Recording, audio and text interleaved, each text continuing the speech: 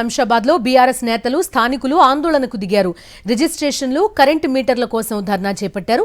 111 GO నిబంధనలతో పాటు జీహెచ్ఎంసీలో విలీనం కారణంగా 6 నెలలుగా కొత్త విద్యుత్ కనెక్షన్లు ఆపేశారని నిరసన వ్యక్తం చేశారు.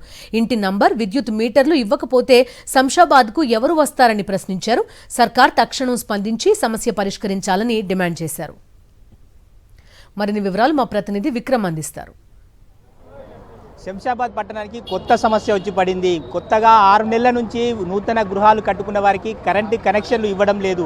అయితే దీనిపై బీఆర్ఎస్ ఈరోజు ఆందోళనకు దిగింది, ధర్నా కార్యక్రమం నిర్వహిస్తుంది. ధర్నాకు సంబంధించి మరిన్ని వివరాలు బీఆర్ఎస్ నేత కార్తిక్ రెడ్డి గారు ఉన్నారు, వారు అడిగి తెలుసుకునే ప్రయత్నం చేద్దాం.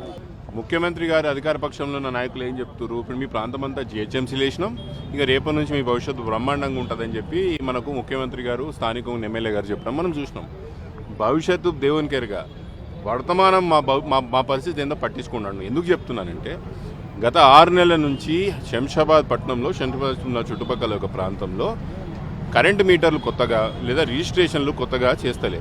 ఎందుకు? మీకు కొత్త మీటర్లు కావాలన్నా, కొత్త రిజిస్ట్రేషన్లు కావాలన్నా ఓసీలు తీసుకురండి, ఆక్యుపెన్సీ సర్టిఫికేట్లు పట్టుకురండి అంటారు. ఆక్యుపెన్సీ సర్టిఫికేట్లు అనేది 111 జీవోలు ఇస్తారా? ఈ చెప్పిన అధికారులకు ఇంగిత జ్ఞానం ఉన్నదా, బుద్ధి ఉన్నదా అంటున్నా. పైన వాళ్ళు ఏం చేస్తున్నారు? ఓసీలే రాని బిల్డింగ్లకు ఇప్పుడు మీటర్లు ఏడికెళ్ళి తేవాలి, రిజిస్ట్రేషన్లు ఏడికెళ్ళి చేయాలి. దీని తలాతోక సంబంధం లేకుండా ఇష్టారాజ్యంగా నిర్ణయాలు తీసుకొని శంషాబాద్లో ఉన్న పట్టణంలో 6 నెలల నుంచి కొత్త మీటర్లు వస్తలేవు, కొత్త అపార్ట్మెంట్లు పైన ఉన్న బ్లాక్స్ రిజిస్ట్రేషన్ జరుగుతలేదు. మన అందరిని తీసుకుపోయి ఇప్పుడు ఏం చేసిరు? జిహెచ్ఎంసీలు వేసిరు. నేను అడుగుతున్న ప్రశ్న ప్రభుత్వానికి ఏంటంటే, రేపు మీరు జిహెచ్ఎంసీ నుంచి ఒఫీషియల్గా మాకు పర్మిషన్ ఇస్తారా, ఇయ్యరా? ఒకవేళ మాకు పర్మిషన్ లేకపోతే మా బిల్డింగ్లు లీగల్ అన్నట్ట, ఇల్లీగల్ అన్నట్ట? లేదా రెగ్యులరైజ్ చేస్తారా? డోర్ నెంబర్లు ఇస్తారా? ఏ స్పష్టత లేదు కదా మాకు. దూరం వరకు ఉన్న ఊర్లను కూడా తీసుకొచ్చి ఈరోజు మాకు జిహెచ్ఎంసీ లేచిండ్రు. రేపు అక్కడ పర్మిషన్లు ఎవడు ఇవ్వాలి? జిహెచ్ఎంసీ ఇస్తుందా? అది లీగలా, ఇది ఇల్లీగలా? మాకు ఆక్యుపెన్సీ సర్టిఫికేట్లు ఇస్తారా, ఇయ్యరా? ఎవడు చెప్పాలి మాకు ఇదంతా? ఎందుకు మాకు ఈ దరిద్రం? డీలిమిటేషన్ ప్రక్రియకు సంబంధించి కూడా దాదాపుగా పూర్తయినట్టు తెలుస్తుంది. జోన్స్ కూడా చేస్తున్నారు, ప్రత్యేకంగా చెప్తున్నారు. పోలీస్ కమిషనరేట్లు ఏర్పాటు చేస్తారు. దీని మీద బీఆర్ఎస్ స్టాండ్ ఏంటి? కుక్కలు చింపిన విస్తరి చేసారు.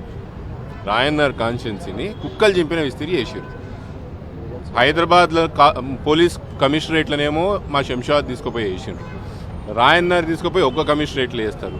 గండిపేటను తీసుకుపోయి ఒక్క కమిషనరేట్లో వేస్తారు. విచిత్రం ఏంది, మైసూర్ బోండాలు ఎట్లయితే మైసూర్ ఉండదో, కాటేదాన్ డివిజన్లో కాటేదాన్ ఉండదు, మైలాడిదేపల్లి డివిజన్లో మైలాడిదేపల్లి ఉండదు.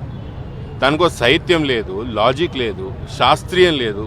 ఇష్టారాజ్యంగా డివిజన్లు చేసి మా నియోజకవర్గానికి అస్తిత్వం లేకుండా చేస్తున్నారు. ఇప్పుడు ఏంది, మేము ఫ్యూచర్ సిటీ అనేది ఒక జిల్లా చేస్తాం, ఈ రంగారెడ్డి జిల్లాను కూడా ముక్కలు చెక్కలు చేస్తామని వార్తలు బయటకు వస్తున్నాయి.